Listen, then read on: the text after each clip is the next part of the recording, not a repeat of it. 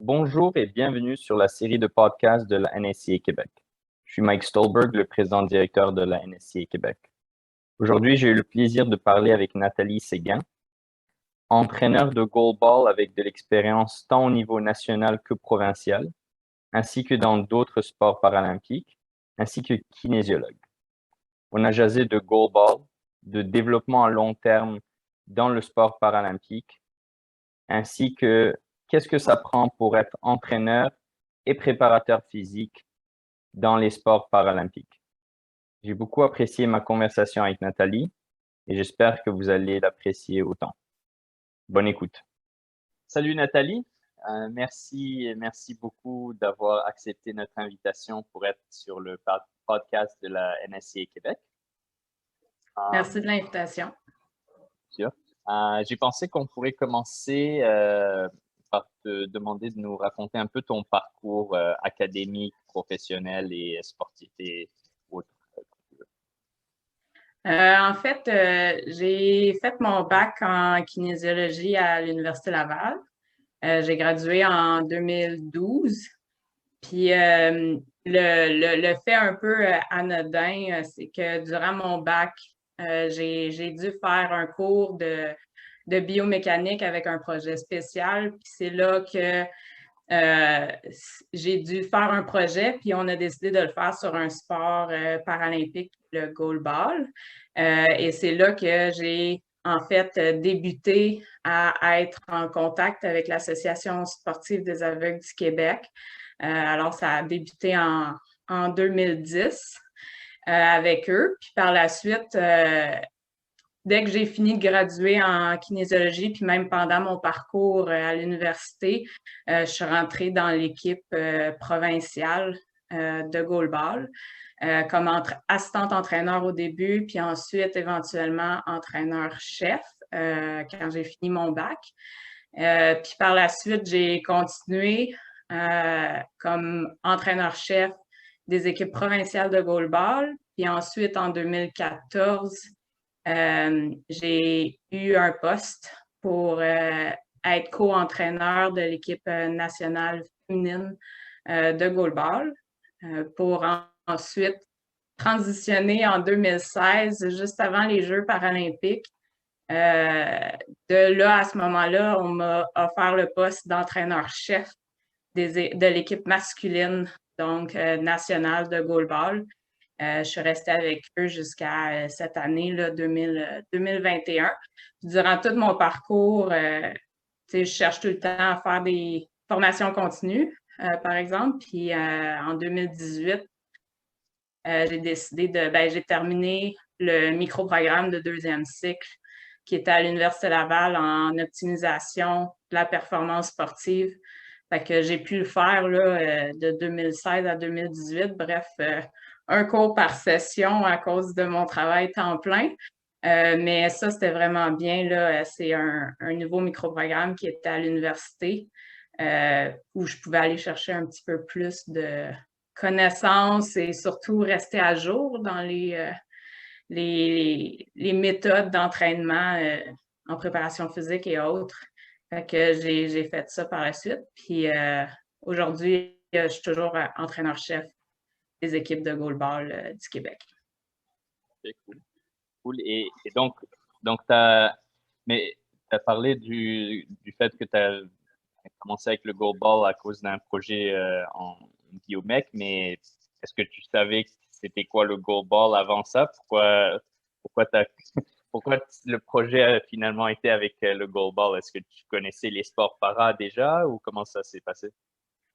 En fait, quand j'étais au cégep, puis même, admettons, les Jeux paralympiques de 2008, fait qu'à Beijing, c'est là que j'ai comme vu sur la télé un petit clip là, à RDS de 30 secondes de comme plein de sports paralympiques qui se défilaient en clip de 30 secondes.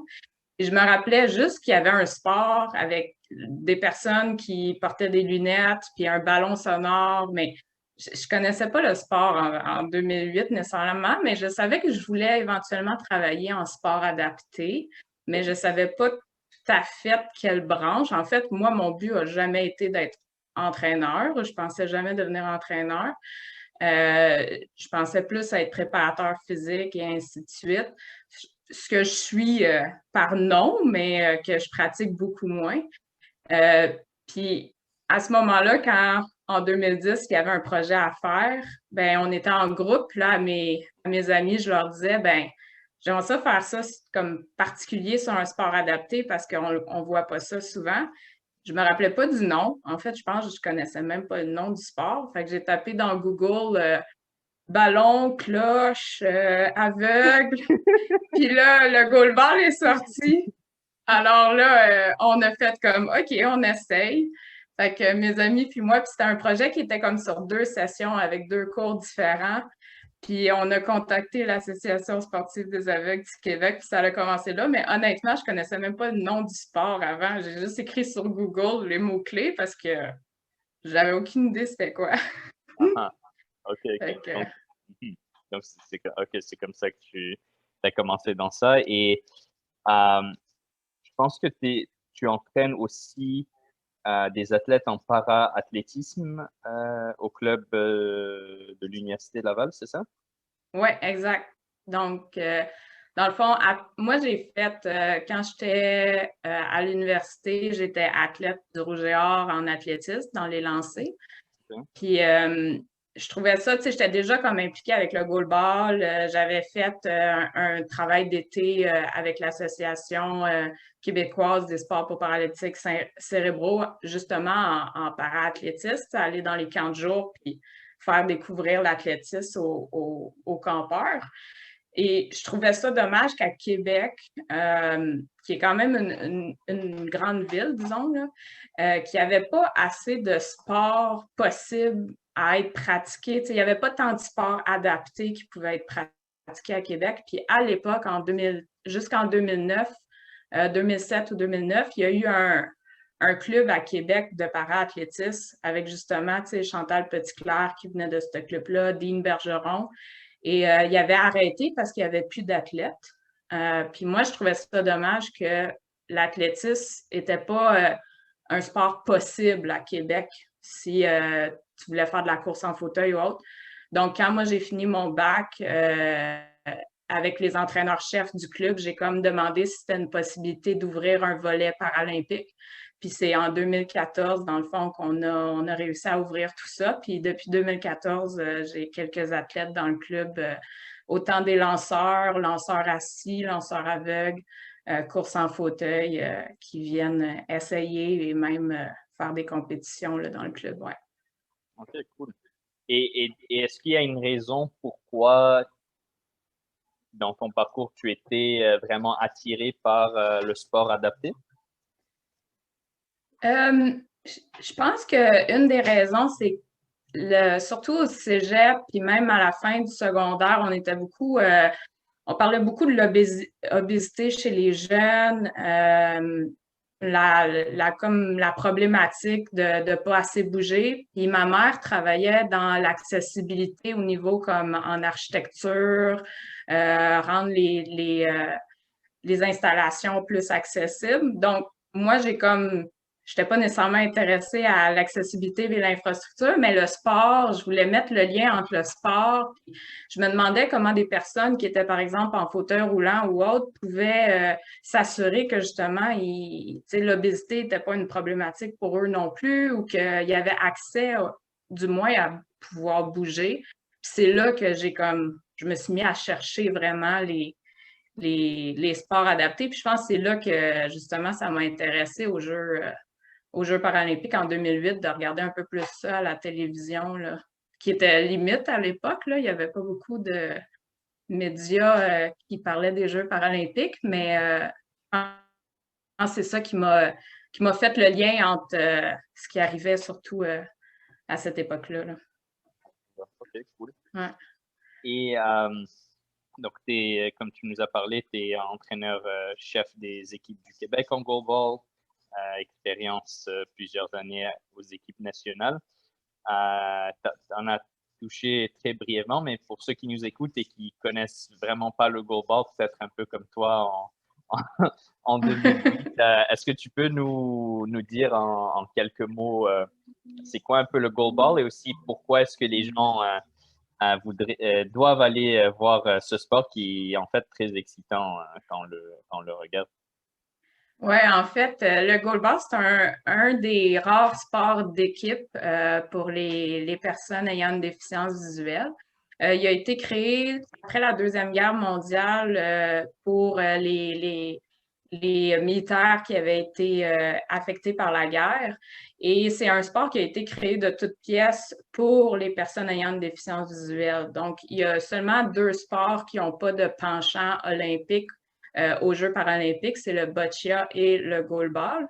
Et dans le fond, le goalball, comment il joue, c'est du 3 contre 3. Ça joue sur un terrain qui a la même dimension qu'un terrain de volleyball. Et toutes les lignes qui sont au sol, c'est des lignes tactiles. Donc, on a une ficelle avec un tape par-dessus. Donc, quand on touche le sol, on est capable de sentir le relief. Et la raison pourquoi on a les lignes tactiles, c'est que tous les joueurs vont mettre un bandeau opaque sur les yeux, puisque dans le fond, on peut avoir des athlètes qui ont 10 de vision, qui vont jouer avec des personnes qui ont 0 de vision, par exemple. Donc là, pour créer un niveau d'égalité, ils vont tous porter un bandeau opaque pour que tout le monde soit à zéro. Et le ballon, lui, va être un ballon avec des clochettes à l'intérieur. Donc, quand le ballon roule au sol, tu l'entends. Puis le but fait toute la ligne arrière, par exemple, de volleyball. Donc, fait 9 mètres de long. Donc, ils sont trois à protéger 9 mètres de but. Puis à l'international, là, maintenant, de nos jours, on voit des balles là, au niveau des hommes qui peuvent aller jusqu'à 70-75 km/h. Chez les femmes, 55-60 km/h. Donc, c'est un sport très explosif qui vaut la peine d'être vu. Ce qui est intéressant, c'est qu'à chaque année, au mois de janvier, bien évidemment pas avec la pandémie, mais habituellement au mois de janvier, on a un tournoi là, à Montréal où on a plusieurs équipes américaines qui viennent également venir jouer. Puis le niveau, il est quand même très intéressant. Toutes les équipes, toutes les provinces au Canada viennent. Puis on a quelques équipes américaines, donc ça vaut la peine de venir voir pour comprendre c'est quoi. Ouais. Ok, cool. Et de ce que je comprends, même si, donc, tu as dit, le sport, il a été développé après la Deuxième Guerre mondiale, mais je pense qu'il est quand même en constante évolution.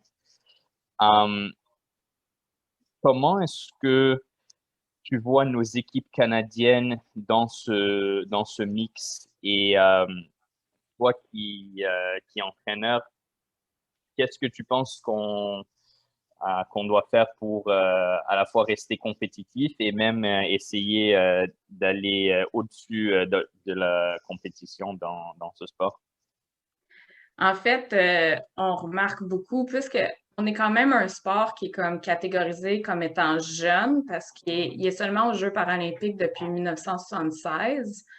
Donc, c'est quand même un sport jeune, mais quand on est en contact avec un sport qui est considéré jeune comme ça, ben, ça évolue rapidement. En 4 ans, on peut voir des styles de jeu complètement différents.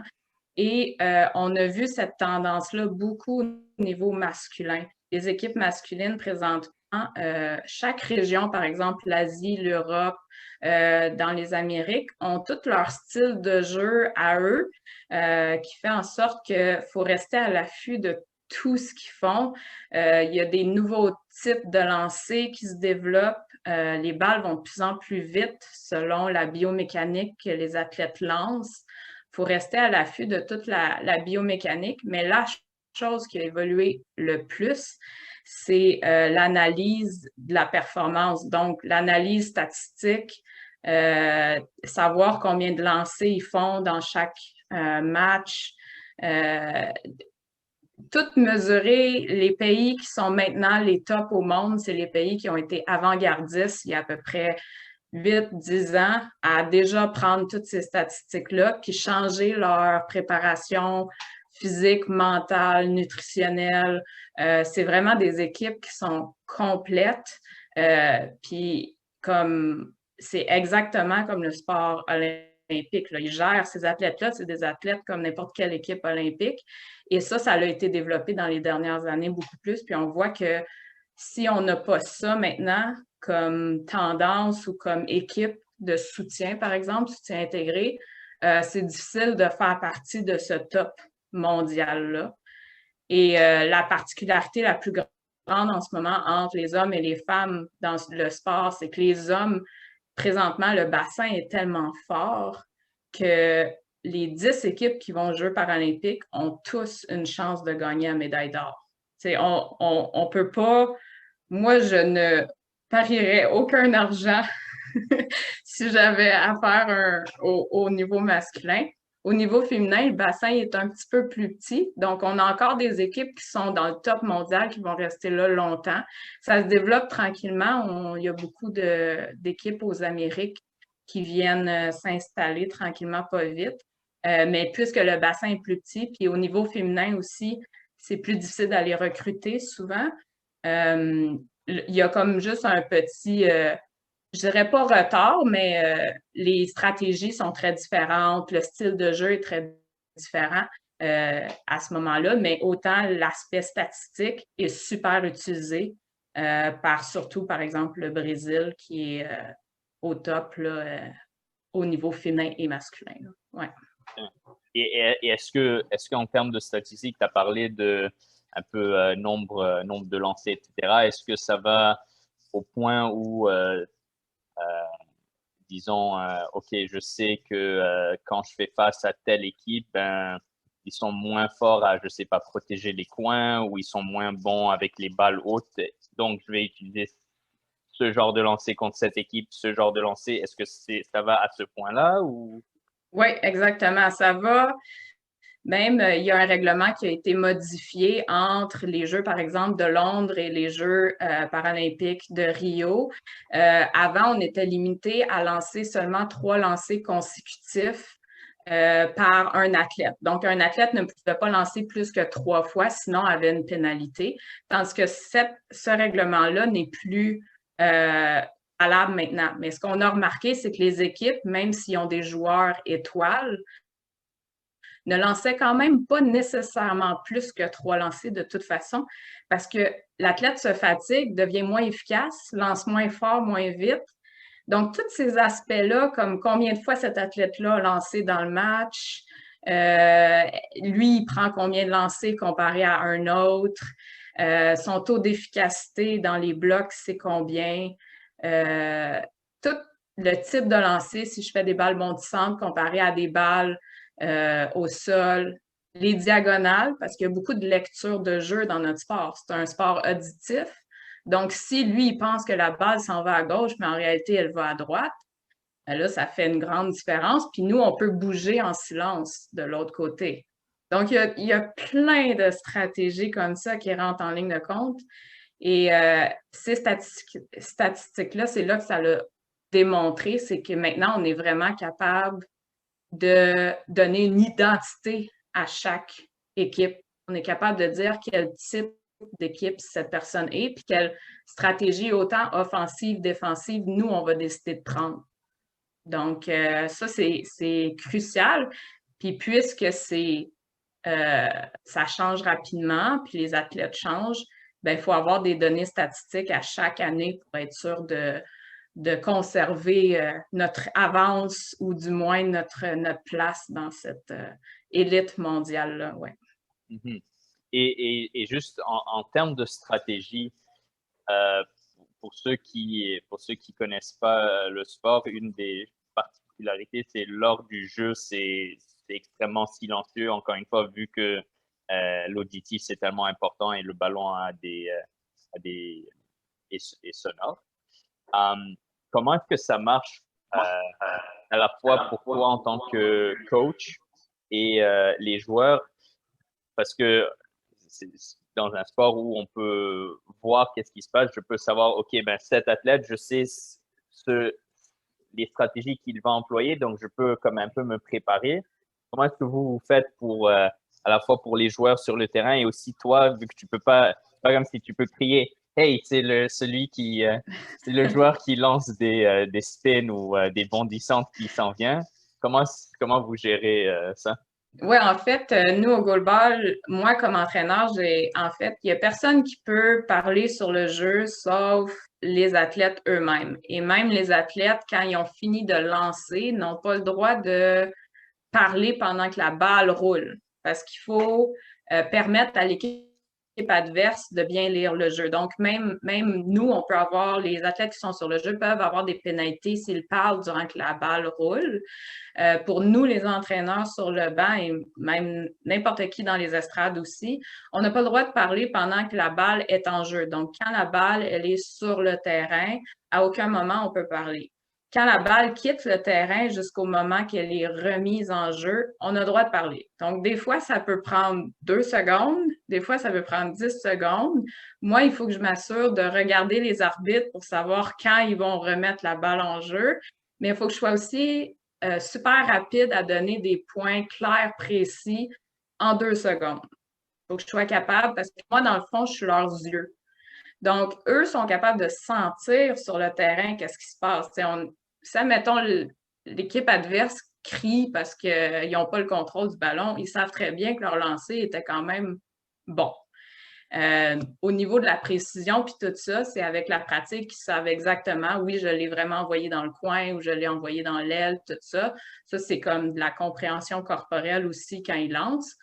Mais moi, je suis comme là pour confirmer des choses. Si je vois des trous, il faut dans l'équipe adverse où on peut compter, il faut que je sois rapidement capable de le dire. Puis il faut que je sois capable de le dire en 2 secondes. Sinon, il faut que je prenne un time-out, que là, je vais avoir mon 45 secondes pour dire tout ce que j'ai à dire. Mais on est limité dans le nombre de time-out qu'on a. Fait il faut calculer chaque chose qu'on dit, il faut que ce soit clair, net, précis, rapide. Puis on est comme leur confirmation et leurs yeux sur le terrain. Ouais. Et est-ce que c'est quelque chose que tu as dû un peu développer en étant de plus en plus dans le goalball, cette communication très rapide, précise, claire? Ou est-ce que c'est quelque chose que tu avais déjà? Je ne l'avais pas du tout au début.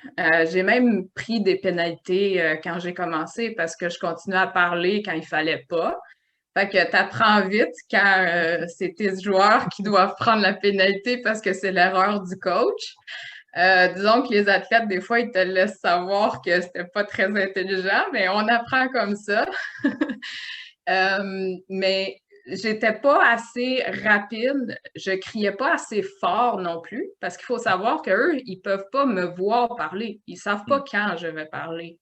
Donc, moi, il faut que je m'assure que quand je parle, je le dise fort. Puis l'autre chose qui peut, il y en a peut-être qui vont trouver ça bizarre, mais c'est différent d'entendre aussi la voix d'une femme puis entendre la voix d'un homme. Par exemple, moi, sur l'équipe nationale, mon assistant-entraîneur a une voix beaucoup plus portante que moi. Puis, par exemple, les Jeux à Rio, au Brésil, ça crie fort dans les estrades. Hein? Fait que c'est important que, par exemple, il y a certains cues que je demandais à mon assistant-entraîneur de dire à la place de moi pour être sûr que les athlètes l'entendent rapidement puis qu'ils ne soient pas mal dit. Comme à un moment donné, j'ai dit le nombre de secondes qui restait. Je voulais dire, je ne me rappelle plus du chiffre exact, là, mais je pense que je voulais dire 30 secondes. J'ai dit 30 secondes, mais ils ont compris 10 secondes. Mais là, la problématique, c'est qu'eux, ils ont planifié leur nombre de shots pour 30 secondes, pour 10 secondes, pas 30. Fait que là, il y a la confusion. Fait que c'était super important, c'est super important de parler fort, puis ça, je l'ai appris très vite, puis d'être super clair. Donc, une des choses, autant au Québec qu'au Canada, on a développé, c'est un système de communication.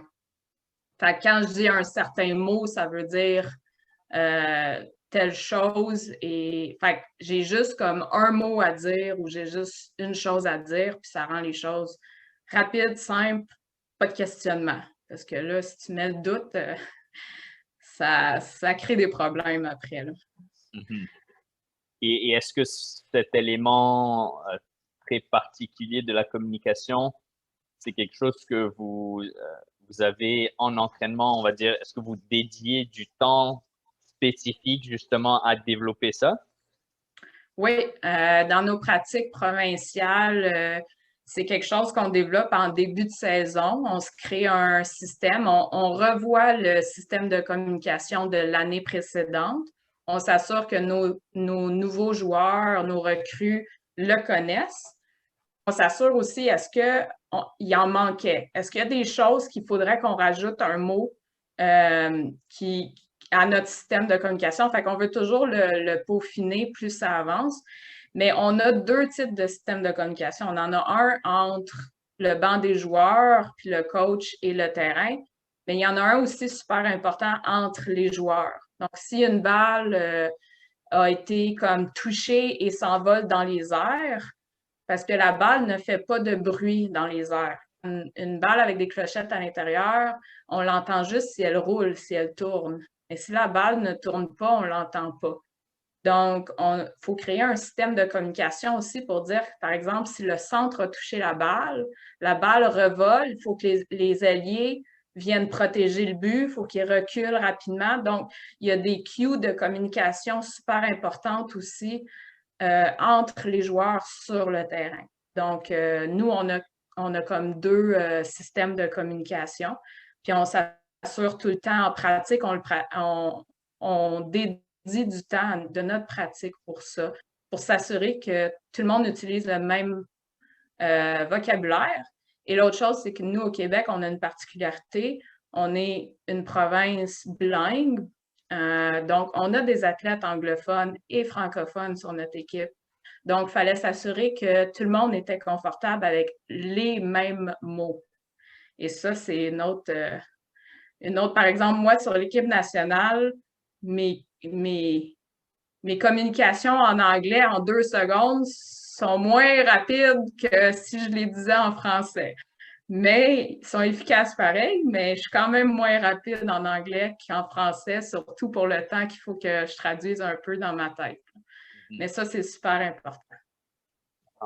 Et est-ce que tu as parlé d'un peu la professionnalisation du sport, surtout dans les équipes qui sont vraiment au top, et que un peu la préparation en tant que nutrition et tout ça, c'est très intégré.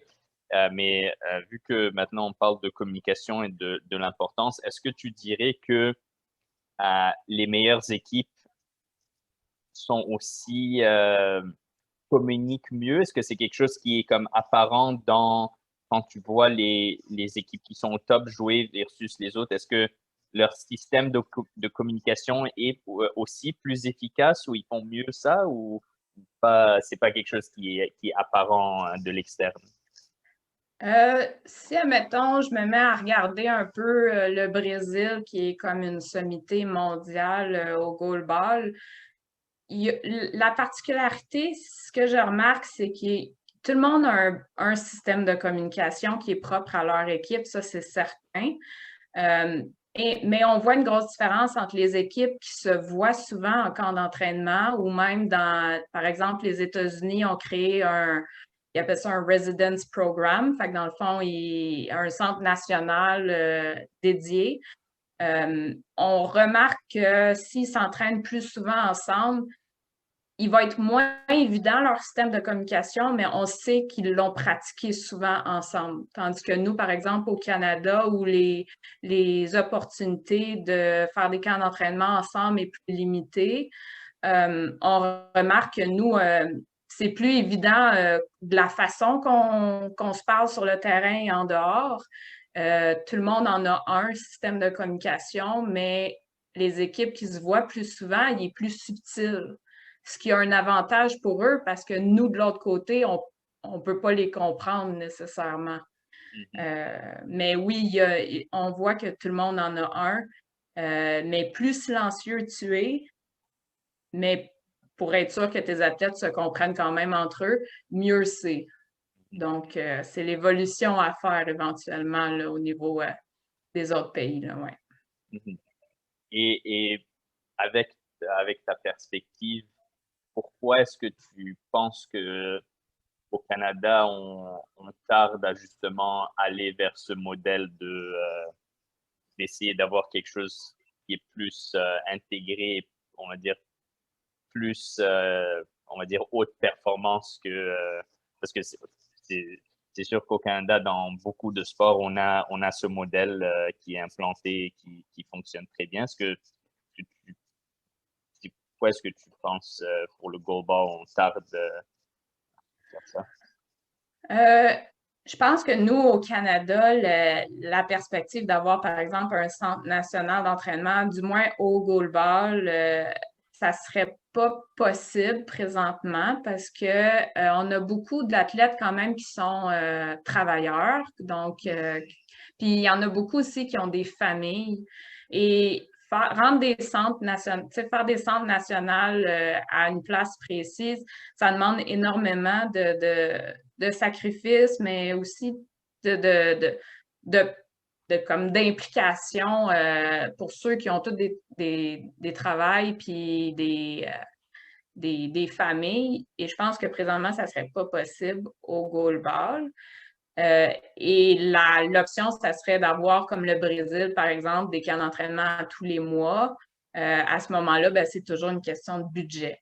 Fait qu'il faudrait juste trouver une façon d'assurer, d'avoir comme un système viable au niveau financier pour contrer ça. Mais je pense que ça serait plus réaliste de faire cette optique-là. Mais même là, le Brésil, ils ont, depuis les Jeux paralympiques à Rio, ils ont un centre national d'entraînement, donc ils sont tous logés, nourris gratuitement au centre paralympique. Chose qu'au Canada, on n'a pas. Donc, il y a quand même des réalités très différentes, là. Au niveau budget, c'est difficile, mais ça serait plus réaliste qu'un centre national présentement, là. Et est-ce que alors ça veut dire que le Canada, comparé aux autres équipes, au Canada, le goalball est plus un sport, on va dire, comme de personnes matures? Tu as parlé de famille, etc. Est-ce que ailleurs dans le monde, on voit les équipes nationales avoir des joueurs plus jeunes, donc ils n'ont pas nécessairement des familles, etc. Donc c'est juste beaucoup plus facile de centraliser? Oui, ben je dirais de ma perspective et de mon expérience, même dans le sport paralympique, point, on est souvent des sports à développement tardif. Donc, c'est souvent des adultes ou nous, à la déficience visuelle, dans le monde de la déficience visuelle, on a, oui, des athlètes qui, c'est de naissance, qui ont un handicap ou qui ont leur maladie en déficience visuelle, mais on a beaucoup aussi de personnes qui ont développé une maladie dégénérative plus tard, comme vers l'adolescence à 18 ans. Donc, ils n'ont pas connu le sport quand ils étaient jeunes nécessairement. Donc, oui, notre tranche d'âge est beaucoup plus tardive, par exemple, si on la compare à un sport olympique. Donc, nous, c'est plus des adultes qu'on va développer. Et comparé à d'autres pays, comme par exemple le Brésil, qui a une super grande population avec un handicap visuel, eux, ben, c'est beaucoup les services qui ont médicaux.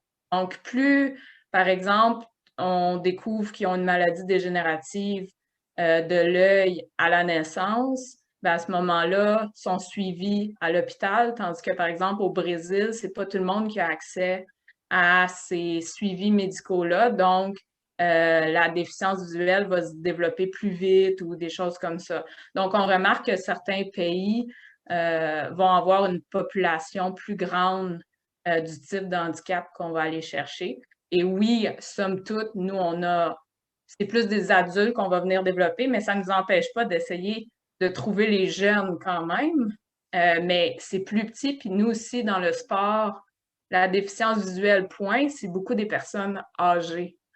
Parce que c'est pas nécessairement un accident qui va te rendre aveugle. Des fois, oui, mais c'est beaucoup plus des maladies soit dégénératives ou qui viennent avec l'âge.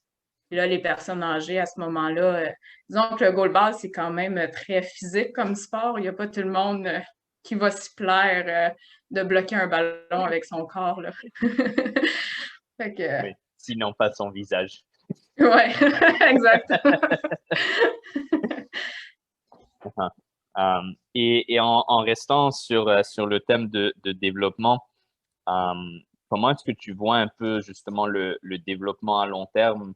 Parce que c'est sûr que plus un sport peut commencer à développer des jeunes tôt, même s'ils ne se spécialisent pas nécessairement dans ce sport-là, mais juste être très actifs dans des différents sports, ils vont devenir des meilleurs athlètes. Est-ce que vous faites quelque chose en particulier au goalball, que ce soit au Québec ou au Canada, pour justement développer ces jeunes et avoir cette relève et potentiellement aussi commencer à, on va dire, spécialiser des jeunes, on va dire, vers l'adolescence tardive plutôt que quand ils sont déjà adultes dans le goalball? Oui, en fait, c'est une chose que l'Association sportive des aveugles du Québec a justement là, mis sur pied pour s'assurer qu'on avait une viabilité là, dans le recrutement des jeunes, mais surtout aussi juste faire découvrir le sport parce que la problématique qui existe, c'est de moins en moins, mais il y en a encore que, OK, ben tu es malvoyant ou tu as un handicap visuel, ben pour ton cours d'éducation physique, on va t'envoyer à la bibliothèque parce que tu n'es pas capable de jouer au basketball. Ben, à chaque fois qu'on fait ça, on limite les possibilités de développement moteur de ce jeune-là. Moi, j'ai eu un athlète à 18 ans, il ne savait même pas comment lancer une balle. Ben, il a fallu que j'y montre comment pousser une balle à partir de son tronc. C'est majeur, là. À 18 ans, il devrait savoir faire ça dès son plus jeune âge, mais tous les retards de développement moteur qu'ils ont, ben, quand ils viennent essayer le sport adulte, ben, il faut toutes les développer encore, là, tout ça. Donc, ça crée un retard. Donc, l'Association sportive des aveugles du Québec a vu ça, voulait faire découvrir les sports. Donc, ils ont créé un programme qui s'appelle Du sport pour moi, qui est pour les jeunes de 6 à 12 ans, où à chaque session, ils essayent 3 sports. Donc, à l'automne, l'été et l'hiver, ils essayent 3 différents sports pour 3 semaines chaque sport. Puis comme ça, ils s'initient à différents sports. Tout leur développement moteur se fait là. Et ensuite, à l'âge de 12 ans, ils peuvent décider de se spécialiser dans un des sports. Donc, nous, on a le mini goalball. On peut se spécialiser également dans d'autres sports selon les demandes. Et ensuite, ben là, ils peuvent évoluer dans le programme junior de goalball et ainsi de suite. Fait que c'est comme la lignée plus progressive que l'association a décidé de faire, mais surtout pour juste initier les jeunes au sport. C'est ça l'important, on veut qu'ils bougent. Puis on le sait que dans le sport, on parle tout le temps de la spécialisation hâtive. Ben nous, dans le sport avec adapté, c'est pas nécessairement des spécialisations hâtives. Nous, faut juste qu'ils bougent. Il faut que le plus de monde bouge. Et il faut qu'ils aillent assez, faut qu'ils voient des sports pour qu'ils trouvent leur passion. C'est pas en voyant juste un sport qu'ils vont savoir s'ils l'aiment ou ils l'aiment pas. Il faut qu'ils en essayent plusieurs pour savoir lequel t'aimes. Puis en paraathlétisme, c'est un peu pour ça que je l'ai créé. Je veux qu'ils essayent pour qu'ils savent si c'est pour eux ou c'est pas pour eux. Si c'est pas pour eux, c'est correct. Mais il faut qu'ils essayent parce que c'est comme ça que des passions, ça se développe. Puis, fait que c'est la continuité que la SAC, l'Association sportive des aveugles du Québec, a créée, là. Fait que c'est un très bon programme. Ah, Ouais. c'est super. Et donc, et juste pour mieux comprendre, donc, le volet 6 à 12 ans, c'est implanté dans des écoles primaires, on va dire, conventionnelles, mais qui auraient des enfants qui ont déjà des déficiences visuelles?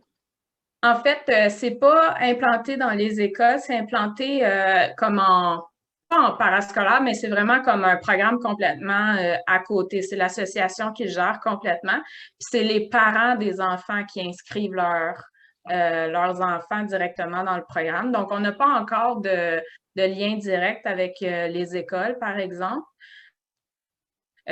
Nous, c'est plus par le bouche à oreille que le programme se fait connaître, donc à travers les centres de réadaptation.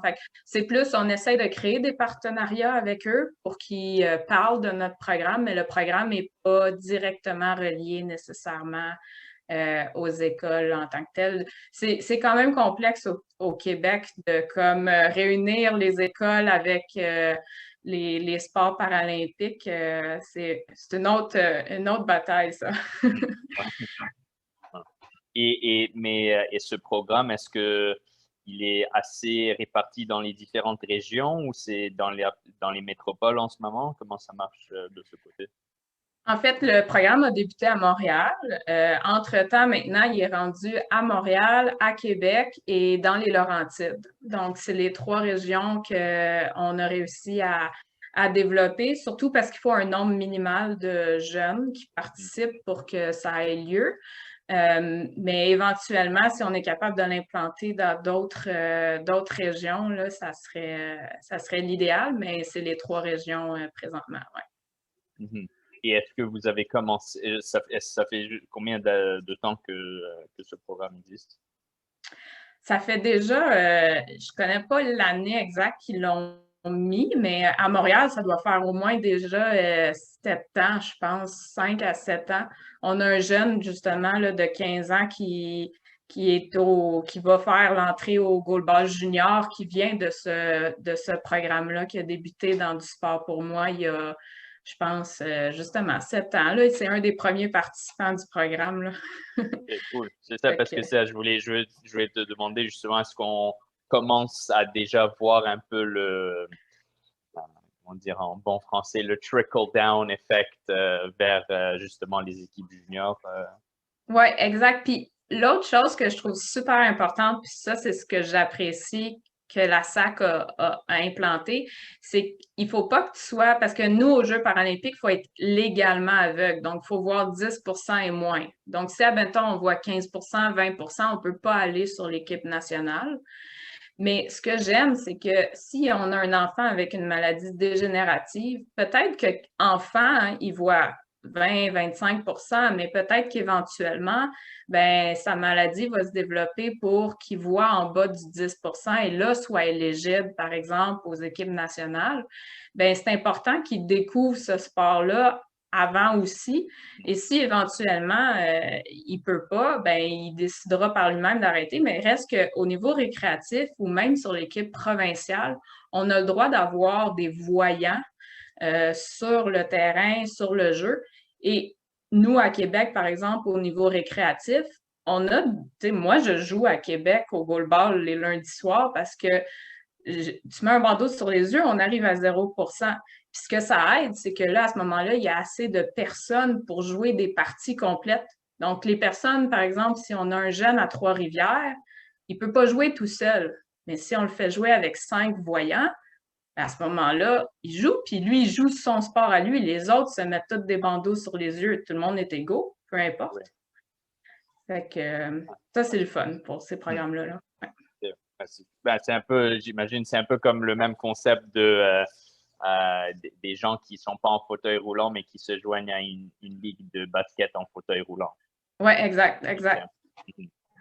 C'est cool. C'est cool de voir que vous développez ça et justement offrir ces possibilités à des jeunes. Oui. Je voulais te demander, donc tu nous as parlé, tu as étudié en kinésiologie, tu as aussi fait un micro-programme de 2e cycle. Est-ce que tu peux nous parler de comment le fait d'être kinésiologue, ça influence ta pratique en tant qu'entraîneur? C'est énorme. Dans le fond, honnêtement, comme kinésiologue, si, admettons, je me mets le lien avec le sport adapté, le fait que j'ai des connaissances en biomécanique, j'ai des connaissances en anatomie, bien, je peux mieux comprendre aussi les handicaps, les limitations que les athlètes ont selon leur handicap. Puis, je suis surtout comme plus outillée pour être créative à modifier mes exercices. Donc, en tant qu'entraîneur, moi, c'est sûr que je peux mieux comprendre, OK, ben si je veux travailler ça, mais là, lui, son handicap, c'est ça. Est-ce qu'il y a un autre moyen que je peux aller comme chercher un exercice qui va aller solliciter ce que je veux travailler quand même? Donc, c'est de rendre les choses efficaces, mais d'une façon différente. Fait que, oui, c'est sûr, ça vient de la kinésiologie puis des connaissances en kinésiologie. Il faut aussi que tu sois très curieux parce que tu n'apprends pas tout non plus à l'école. Fait qu'il faut que tu ailles chercher les choses ailleurs également. faut être juste créatif puis un peu innovateur à travers tout ça. Mais c'est certain que les connaissances que j'ai et le fait que j'ai étudié aussi en performance sportive, donc en préparation physique, moi, je peux faire beaucoup plus facilement les liens. C'est comme si je parle à d'autres préparateurs physiques ou j'en ai de Montréal, par exemple, avec mes athlètes, ben je peux comprendre qu'est-ce qu'ils travaillent là-bas, puis que moi, comme entraîneur, je vais modifier dans ma pratique technique pour qu'on fasse une complémentarité entre nous, qu'on ne soit pas comme deux chemins parallèles, mais qu'on puisse vraiment rendre tout optimal, parce que c'est ça le but final. Mhm. Ouais. Et on va dire, et l'autre côté de la médaille, donc tu as étudié en kinésiologie, mais là, tu œuvres plus dans le côté entraîneur. Est-ce que euh, est-ce que c'est difficile au début de faire un peu je sais pas si ce changement, mais c'est quand même un peu deux chapeaux différents. Est-ce qu'il y avait comment tu as fait justement cette transition? Parce que je pense que c'est pas nécessairement tout kinésiologue qui peut être apte à être entraîneur de sport. Est-ce que tu peux nous parler un peu de ça? Ouais, en fait, puis moi, j'avais aucun but de devenir entraîneur. Mhm. Donc, c'est vraiment le fait que j'ai comme rentré dans la roue tournante avec l'Association sportive des aveugles du Québec, que là, ça l'a comme développé à être entraîneur, puis que j'en ai fait une carrière. Mais le fait que tu viens vraiment euh, complémentaire, je sais pas comment dire, mais c'est comme entraîneur, la chose qui est différente, c'est que tu es plus là pour l'aspect technique de la chose, tandis que comme kinésiologue, préparateur physique, tu es plus là pour l'aspect physique complémentaire. Mais c'est quand même important tu sais, autant nous, dans notre sport technique, on va en faire des aspects plus physiques. C'est là qu'il est super important de comme aller voir tes limites. Tu sais, comme tu es entraîneur, oui, tu es kinésiologue, mais là, ton chapeau, c'est entraîneur, c'est pas préparateur physique. Il faut laisser les préparateurs physiques faire leur travail en dehors, dans la salle, à l'extérieur. Mais c'est super important de communiquer aussi avec eux pour que ce que tu viens faire sur le terrain se fasse optimal en préparation physique, mais reste que même si j'ai des connaissances en préparation physique, quand moi je fais les pratiques provinciales, je reste quand même entraîneur. Puis tout le monde a son expertise à sa façon, mais reste que si j'ai à proposer une solution au préparateur physique ou vice-versa, le préparateur physique vient me dire que voici des lacunes dans la salle de gym, ben moi, je vais peut-être essayer d'aller les travailler aussi dans notre pratique provinciale ou notre pratique dans la semaine et vice-versa. Si moi, je vois qu'il y a une technique qui est comme pas, l'athlète n'est pas capable de développer comme il faut, ben je vais aller demander si dans la salle de musculation, il y a la même problématique. Puis c'est là que mes connaissances en préparation physique font en sorte que peut-être ces petites choses-là, je vais les voir plus rapidement, plus facilement, mais c'est quand même pas mon rôle comme entraîneur. Moi, je reste technique, puis je pense que c'est important que tout le monde ait leur expertise, tout le monde ait leur rôle, mais il faut la communication entre les deux, il faut le lien quand même entre les deux, là. Ouais. Mhm. Et donc, j'imagine que c'est un peu une particularité probablement plus souvent dans le sport para, c'est que je pense plus souvent les entraîneurs de sport para ne vont pas avoir pratiqué des sports para. Est-ce que tu peux alors nous parler un peu de euh, comment tu as appris et développé justement le côté plus tactico-technique d'un sport justement dans lequel tu n'as c'est pas comme si tu avais comme un background, OK, moi j'ai joué à ça, donc tu as comme un sens un peu intuitif de ces éléments. Comment tu as développé ça et comment justement tu te perfectionnes dans cet aspect du sport? En fait, pour être honnête, je pense que j'ai toujours été limitée à ma connaissance du sport tant que je ne l'avais pas essayé. Puis c'est quand tu l'essayes que tu comprends vraiment. Puis même là, tu ne peux pas toutes les comprendre parce que tu n'as pas le handicap que tes athlètes ont dans leur vie quotidienne. Donc, tu sais, la charge externe que les athlètes ont dans leur quotidien est complètement différente comparée à moi qui va venir essayer le sport, par exemple. Mais tu sais, juste le fait de porter un bandeau, de venir essayer le sport. Moi, je lançais tout croche là, les premières fois. Là, je savais aucunement où je lançais même pas dans le terrain. Pourtant, moi, je sais comment marcher droit puis tout ça, mais tu mets un bandeau sur les yeux puis c'est pas la même chose, tu sais. Mais tant qu'on l'essaye pas, tu peux pas savoir à quel point ça peut demander de l'effort mental, ça demande de la compréhension corporelle. Puis, la première chose que moi je dis, tu sais, j'ai eu des stagiaires, j'ai eu des personnes à qui j'ai parlé du sport adapté. La première chose, c'est si tu vas travailler avec des personnes, des athlètes d'un certain sport, sois pas gêné d'essayer le sport. Puis c'est là que tu vas comprendre comme ah ouais, là, OK, il peut pas utiliser ses épaules de telle façon, il peut pas utiliser ses bras de telle façon.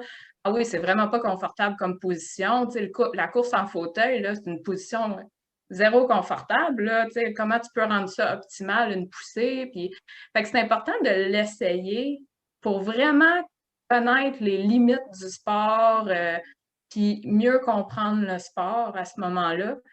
Et une fois que ça, c'est fait, ben faut comme essayer de trouver tes propres systèmes de communication aussi, comme par exemple, c'est nous, avec les personnes qu'on travaille avec des aveugles, ben s'il y en a qui ne voient pas du tout, il faut que tu décrives les mouvements d'une certaine façon, de plusieurs façons différentes pour qu'ils comprennent, des choses comme ça. Mais tu vas toujours rester limité dans ce que tu peux leur offrir. Si tu l'essayes, tu as un plus, mais c'est surtout tes connaissances en biomécanique. Tu sais, un corps humain reste un corps humain. Ça ne changera pas. Fait que peu importe la personne qui est devant toi, il faut juste que tu regardes les limitations nécessairement s'il y en a. Puis à ce moment-là, tes connaissances dans le corps humain sont les mêmes.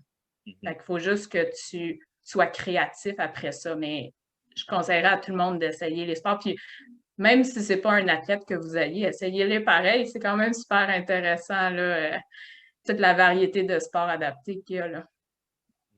Est-ce que le fait que les lancers sont probablement 50% du goal ball et le fait que tu as été une athlète justement de lancer, est-ce que tu penses que ça t'a aidé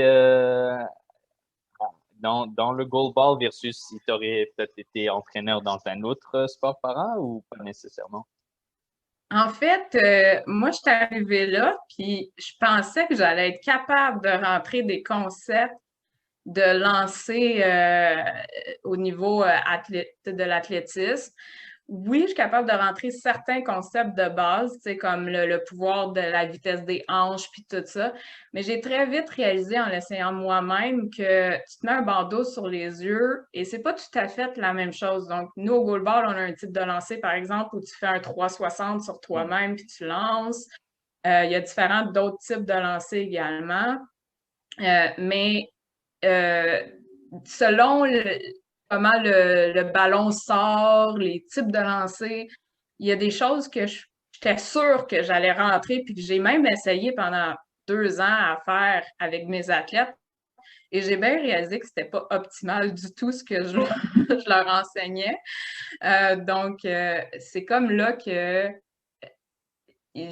c'est correct de faire du essai-erreur et c'est correct d'essayer des nouvelles choses. Il faut juste savoir quand s'arrêter si on voit que c'est pas optimal nécessairement.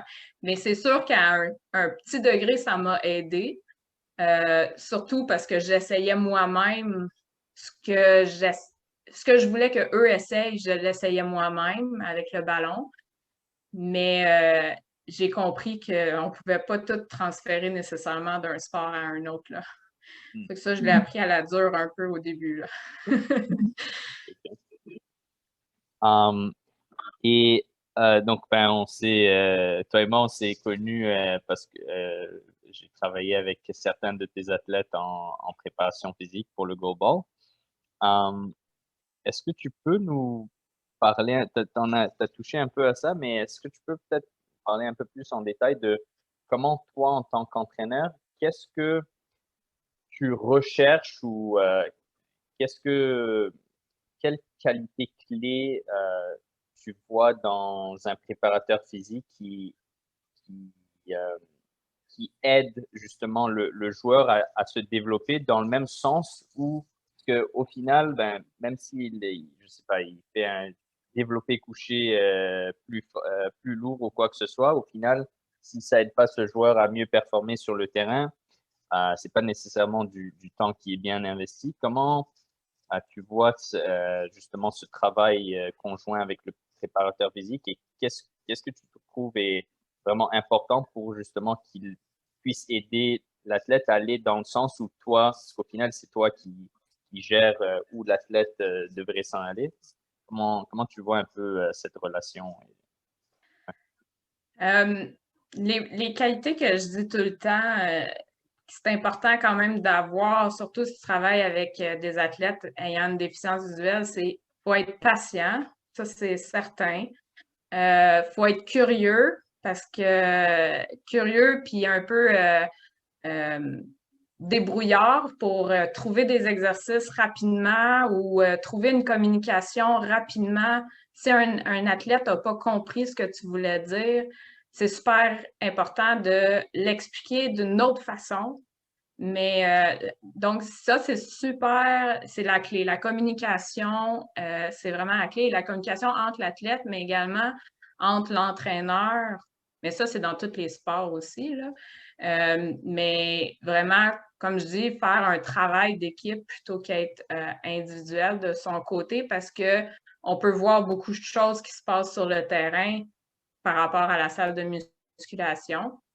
Puis au niveau de la patience, si je veux développer un peu plus, comme j'avais dit, on va avoir des athlètes qui ne voient pas du tout, puis il y en a qui vont avoir déjà vu, il y en a qui voient un petit peu même. Donc, leur connaissance des mouvements n'est pas la même, puis leur développement moteur. Donc, faut être respectueux aussi de leur développement est rendu où. Et même s'ils sont très bons dans leur sport, ça ne veut pas dire que dans la salle de musculation, ils vont être bons parce qu'ils ne vont peut-être pas avoir fait ces mouvements-là quand ils étaient jeunes. Puis ce n'est pas à cause qu'ils ont 30 ans qu'ils ont le patron moteur pour les faire, ces mouvements-là. Et ça, c'est la clé. Puis je pense que ça en décourage plusieurs préparateurs physiques dans la salle de musculation. C'est comme, ils ont toute cette musculature-là, nos athlètes, ils ont tout le pouvoir, mais ils ne sont pas capables de faire une fente avec des pieds droits. Ben, parce qu'eux, ils ont appris à être plus stables avec les pieds ouverts en canard, comme on dit. Mais c'est la réalité qu'il faut comprendre du handicap et du développement moteur. Je pense que c'est super important, comme préparateur physique, d'être patient puis d'être débrouillard, créatif dans vos façons de faire. À part de ça, si vous avez ça, là, c'est comme n'importe quel autre athlète. Ça va super bien. C'est cool. Et pour ceux qui écoutent et qui veulent, qui sont intéressés ou peut-être pensent à justement tenter à travailler avec des sports para, que ce soit en tant qu'entraîneur ou préparateur physique ou peut-être même autre profession connexe, nutrition. Je sais que comme à l'INS, je sais qu'on avait des athlètes de goalball travailler aussi avec une nutritionniste, par exemple. Donc, qu'est-ce que tu leur suggérais à ces gens-là pour comment commencer, où est-ce qu'ils pourraient aller se renseigner ou en apprendre davantage sur ce monde? Je pense honnêtement, la chose que j'ai vraiment aimé voir développer dans les dernières années, c'est le fait que le sport adapté est de plus en plus incorporé naturellement dans, par exemple, à Excellence sportive Québec-Lévis. On en a des athlètes qui s'entraînent dans la même salle que le Rouge et Or, que les autres équipes nationales. À l'INS Montréal, le Paralympique est complètement mélangé à l'Olympique. Donc, tu peux être préparateur physique dans par exemple, facilities, ces deux installations-là. Et tout d'un coup, ben, le préparateur physique de l'équipe paralympique change, ben, c'est toi qui prends le relais. De cette façon-là, ça se fait assez bien. Puis sinon, je dirais que, puis la même chose dans les clubs d'athlétisme, il y a beaucoup de clubs d'athlétisme qui, tu sais, le volet paralympique est inclus dans le club automatiquement.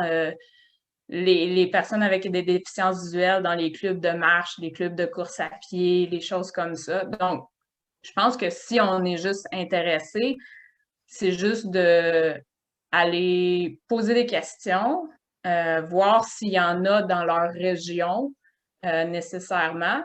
Puis souvent, ben, les sports paralympiques ou les organisations comme par exemple Parasport Québec s'occupent beaucoup des sports en fauteuil roulant.